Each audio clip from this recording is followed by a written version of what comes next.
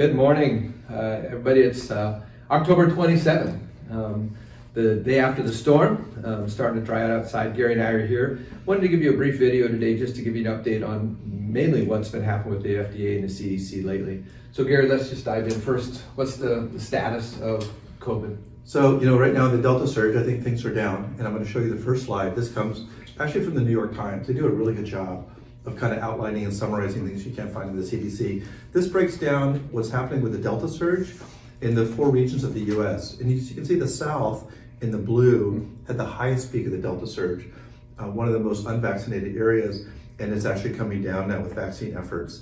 And you can see for the West, the Midwest, and the Northeast, all of them are coming down. So the good news is with the Delta surge is that the numbers are very low. We're still seeing cases in the hospital. I was there late last night with someone who's not doing better, but fewer cases in the hospital. And I think you have some hospital data, right? Yeah, well, that's just Sonoma County. It's kind of back to baseline. Sonoma County, the rate of positive tests is at 1.7%, which is kind of about as low as we've been between the surges. Yeah, that's terrific. Yeah, that's definitely a trough area. And in the hospital, you're mentioning still some sick people, still the unvaccinated? Yeah, it's really tragic that I've yet to see someone who is severely ill who's been vaccinated. We'll talk about that at the end of the video a little bit, but they're all unvaccinated. I mean, 99.9% of people in the hospital admitted needing oxygen are unvaccinated folks. Had a lot of conversations there as well, and some people are just digging in. So our cure for the COVID hasn't changed. It's the That's vaccine. right. All right, let's move on to talk about boosters. There's some recent activity from the CDC and FDA about boosters. So where are we at with the 3 shots? So there has been a scramble of information from the FDA and the CDC about what about the other carriers of boosters. So the last time we talked, actually, I showed this slide, and I've updated the slide. And so for Pfizer, Moderna, and Johnson & Johnson, all 3 vaccines are now available for an additional dose. And so for the Pfizer vaccine, it's actually an approved vaccine over 12 years of age. The booster is a 3rd shot, and it's the same dose you get. And it has to be done 6 months after the first 2 shots. After the 2nd shot? That's correct. Okay. So your 3rd dose will be 6 months after the 2nd. The Moderna is still under EUA, 18 and over. The booster vaccine for Moderna is half the dose. And so the Moderna booster, the 3rd dose, which is also 6 months after the 2nd shot, is going to be half the dose. The Johnson & Johnson vaccine under EUA, remember that was a single dose vaccine, so their booster dose is really a 2nd dose. So the 2nd dose of the Johnson vaccine is actually 2 months after the 1st dose. Okay. Now before you go into the categories, I just want to note for everybody to remind you, the pharmacies out there have their supply of Moderna and Pfizer. I do not know about Johnson & Johnson. What we are supplying in our mass clinic is only Pfizer, and our walk-in clinic does have Moderna. So just so you know that Sutter Health has no J&J, right? And I really don't know about the pharmacies. Yeah, I don't think very many people are giving the J&J, and we'll talk about that in just a minute. Now, the category for booster vaccines are pretty simple.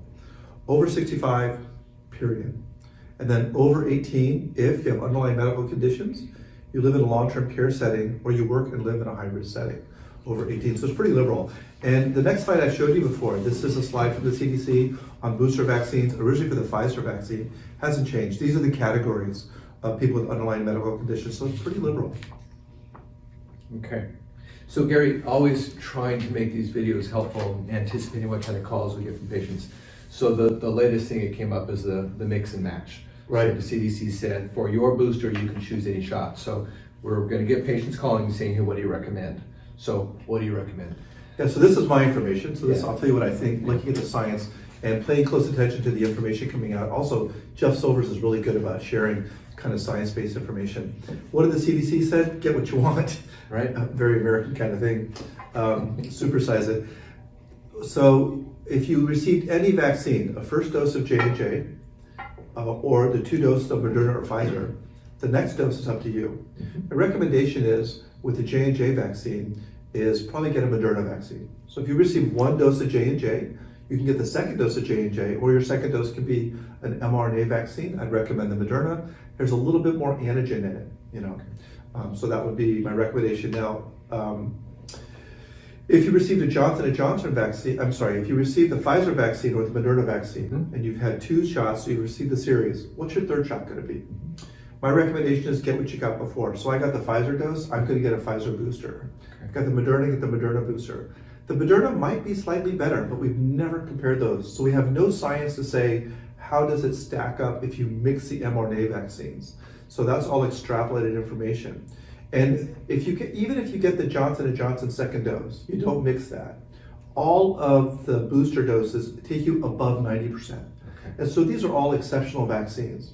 They're probably the 3 best vaccines in the world. So do you want to drive a Porsche? Do you want to drive a Maserati? Or do you want to drive a Tesla? It's all really good. So it's super splitting hairs. Let's say you show up to let's say you got the Pfizer vaccine, but you want a Moderna booster. And you end up at a pharmacy and they don't have any Moderna, they only have Pfizer. Just get the Pfizer. It's really that good. So the mixing and matching combination is, I think, splitting hairs. The only area we're seeing consistent messaging is if you got the Johnson & Johnson, you might want to consider an mRNA booster. Then I would do the Moderna. But even if you got another Johnson & Johnson, that would be okay. Okay, so there's your message. It's splitting hairs. These are awesome vaccines, regardless of what you get. So just get an mRNA. Yeah, correct. Either one. Okay, good. The last thing I want to mention is the children's vaccine, because we did just see the FDA advisory committee approve the Pfizer for kids. Of course, it's got to go through the FDA committee and then the CDC. It's going to take some time to roll out, but that's something that we should anticipate being able to give our patients pretty soon. I think so. Yeah, the pediatric vaccine is going to be a smaller dose. Okay. So kids are not going to receive the same full strength dose that adults got. So it's going to be pediatric dosing, smaller dosing, less antigen. But it's still going to be a 2-dose vaccine, at least with the mRNA platforms. And in terms of access to those vaccines, I cannot speak for the pharmacies. We will probably be doing a phone call through the pharmacies to see which of those will be administering a shot. We at Sutter, we will be administering a children's vaccine. It's going to be at Stony Circle with our PEDS clinic. The exact start date is not yet determined. We have to get the vaccine when it's released.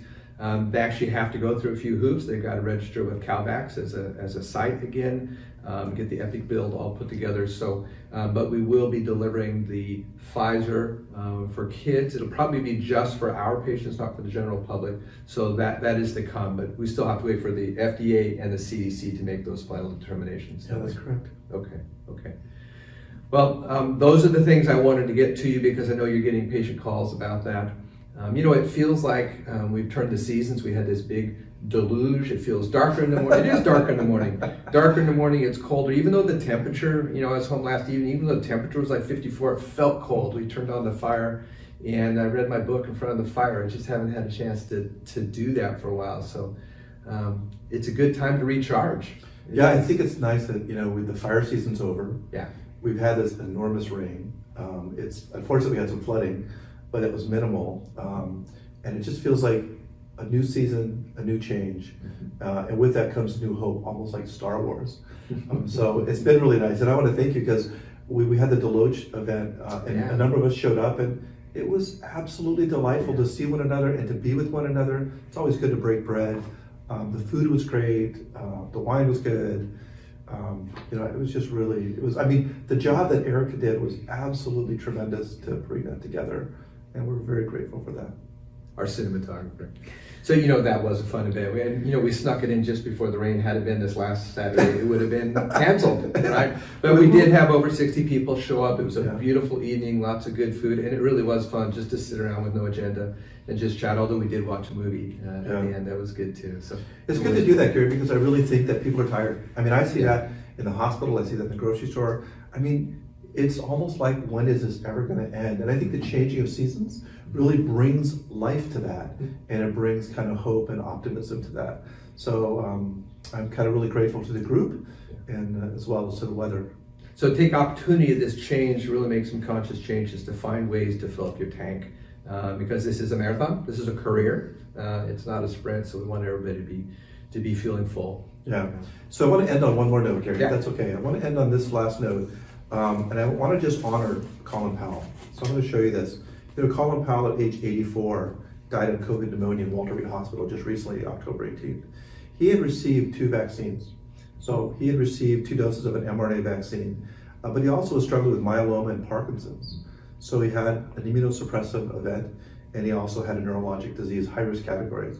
And the biggest risk category for Colin Powell probably was he was over 80. Everyone knows Colin Powell for these recognition things, first African-American Secretary of State, National Security Advisor, Chairman of Joint Chiefs. But I really think this is where vaccine helps keep not only ourselves safe, but it also helps keep other people safe. So if we are better on vaccines, people who've lived a long and healthy and prosperous life, people who've made a difference in the country won't succumb to this virus.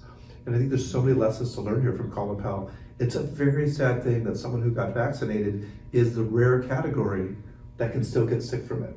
So as we struggle with vaccination, as we continue to vaccinate, ourselves and one another, and I think Sutter's done a great job of that with the staff and the physicians being vaccinated, it really is about protecting one another. And it's just one more message to give our patients. Because I don't think we want to see anyone, Colin Powell, anyone in our families, anyone in the public, have to succumb to the virus even though they've been vaccinated. My mom's 89. I don't want to see my mom get sick from the virus because she's just older and more frail. Yeah. It's a good message. Well, thanks everybody. On that note, we're going to say goodbye. Thanks for your time.